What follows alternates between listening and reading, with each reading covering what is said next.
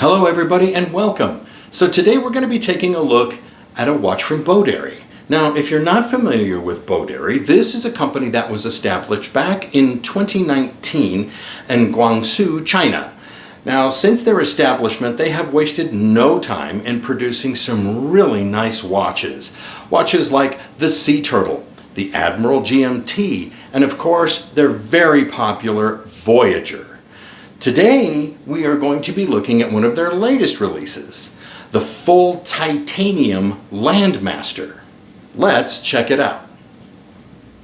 All right, so the first thing you're going to notice with this watch is it is all titanium. The case, the bracelet, the clasp, the case back, the crown, everything on this is sandblasted titanium, which really kind of gives it a very matte gray finish to it, so which is nice because it makes for an incredibly light watch. It comes in at only 90 grams on the bracelet, which is really good. So let's take a look at the rest of the specs. So this is a 38 millimeter case diameter with a case height of 13 millimeters. Your lug to lug is 48. Your lug width is 20 millimeters, so it does go on some different straps. It actually comes with a supplied NATO style strap, which is really nice. And you have a domed sapphire crystal with, it looks like a little bit of AR undercoating on that. You have a water resistance of 100 meters, and you are powered by the NH35 movement. So let's take a look at the case. So the first thing you're going to notice here when you look at this case, obviously it's sandblasted. You have drilled lugs, which is really good when you are doing some strap changes and bracelet changes and so forth. Now, why you would maybe put it on a different bracelet, I don't know. I think it looks really good on the supplied bracelet that it comes on, but hey, everybody's got their own thing. Maybe there's something I'm just not seeing with it. But I would say just leave it on the bracelet. But anyway, you can see the lugs are turned down just slightly.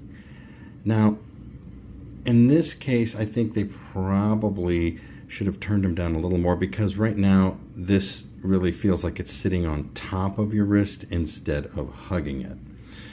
Your crown is a screw down crown, which is really good and easy to grip and get a hold of. It's an onion style crown, and it is signed with the Boderry logo right there, and it is very easy to grip and use. The case back itself is a screw down case back, as you can see right there, and it too is sandblasted titanium.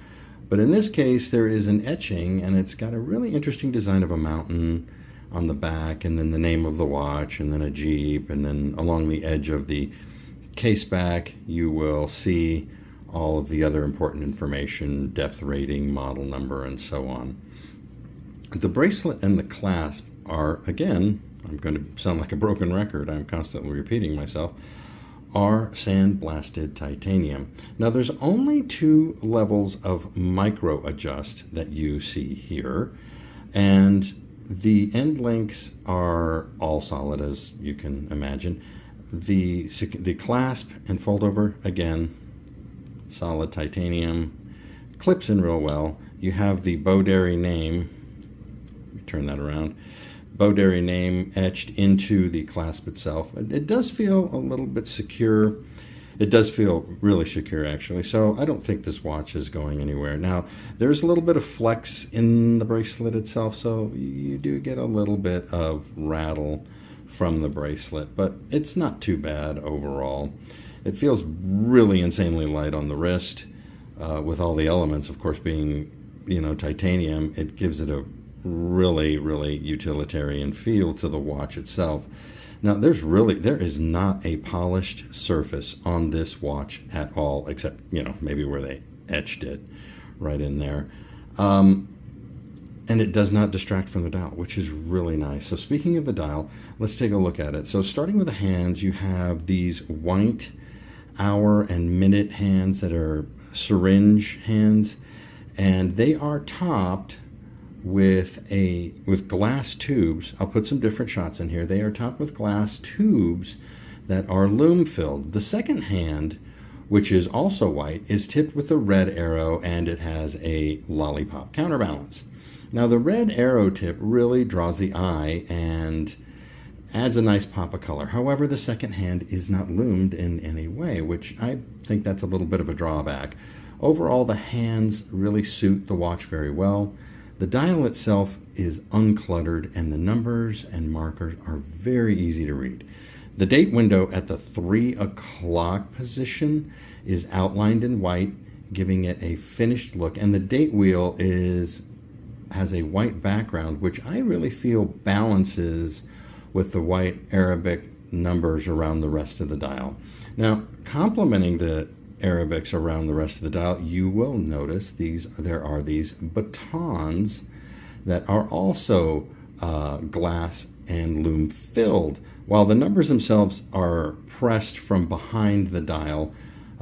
So it does give the watch the dial, I should say, a very finished and complete feel. The numbers themselves are coated with the standard super luminova, and so they're not, glass tubes or anything. And I will say, I'm assuming this level of lume that they are using on this watch is somewhat similar to Seiko's Lume-Bright, since it does stay very well illuminated for several hours and is quite easy to read in the early hours of the morning. I did not have any issue at all with that. The actual, when you look at it a little bit further, the actual dial itself, you can see you have the Boderry name at the top at the 12 o'clock, underneath the 12, and just above the 6 o'clock, you have the words automatic, Landmaster, and titanium, and all of that other stuff. And I will say that this overall is a very, very, very solid feel. The lume does not disappoint one bit. Like I said, you can see it very easily in the very early hours of the morning. I had no problem with it. I like the fact that they put these little printed indices, second marker indices along the edge, the interior of the dial, the edge of the dial. I think it just really looks really well, and it completes the entire look of the watch itself. So, I mean, this is really great. The domed sapphire crystal just kind of adds to it. And so I feel overall, this was very nicely done and very well executed. All right, so what are my thoughts on the Boderry Landmaster? I really liked the watch. I thought it was really well done, and I thought it was really well designed, and I thought it was really well put together. The use of titanium on the case, the crown, the case back, the bracelet, the clasp, the whole thing is just titanium. Really makes the watch feel incredibly light. It was very difficult for me to tell the difference between when it was on the bracelet and when it was on the nylon strap. It really did. Now, I will say that with titanium, this is going to scratch and scuff, but that is what you get with titanium. Titanium is that type of a metal, light and strong, but very, very easy to pick up scratches and scuffs. In the time I've had mine, I will say I've picked up a collection of very minor scuffs and scratches on it, but I will tell you that I have heard that over time, titanium will oxidize, and those scratches that are shallow enough will be less visible. So you have that much. I will say though that the gray matte looking finish really just provides a very utilitarian look, very rugged, very purpose-built look. This is a field watch. It's not meant to look super pretty and attractive. It's meant to be functional, and I really feel like they've accomplished that here. The dial on this watch, again, very functional, doesn't distract at all. Numbers super easy to read, highly, highly legible. I do like a little bit of the texturing on the dial. I thought that was very attractive. It keeps you visually engaged on the watch, I suppose. I like it a lot better than just maybe a flat matte finish overall. Now, the lume on the watch, I think, was very well done.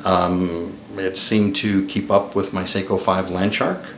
So that was what I used in the lume test. So I think it's really good overall. Now, I'm still trying to figure out the glass tube situation. It says it has glass tubes filled with lume, and I'm not sure if that means the lume lasts longer or shorter, or if it's just some new thing they're trying. I don't know, but it does look nice on the watch, and I think it adds a little bit of texturing and dimension to the actual dial face itself. One of the things that I will say I wish they would have done was they should have lumed the second hand. Most of the field watches, you will have some lume on that second hand. You had none on this one, and I just kind of feel like that was a shortcoming of the application of lume on this watch. But overall, I thought it was really well executed. Now, I will say if you purchase this watch, you should probably hurry, because on Boderry's website right now, they are running out. And as of me filming this video today, October the 7th, I think they only had one colorway left, and I believe it was black.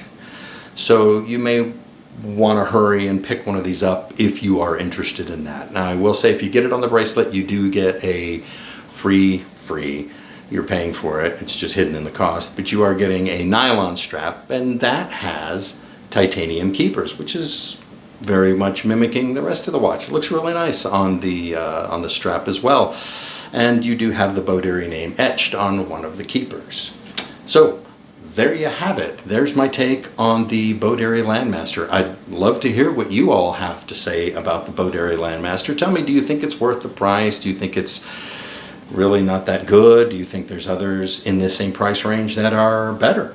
I'd really like to know. So leave a comment below and tell me all about it. And while you're there, please make sure to like and subscribe to my channel for more content like this. It really does help my channel out. I'm a small channel, 560 subs.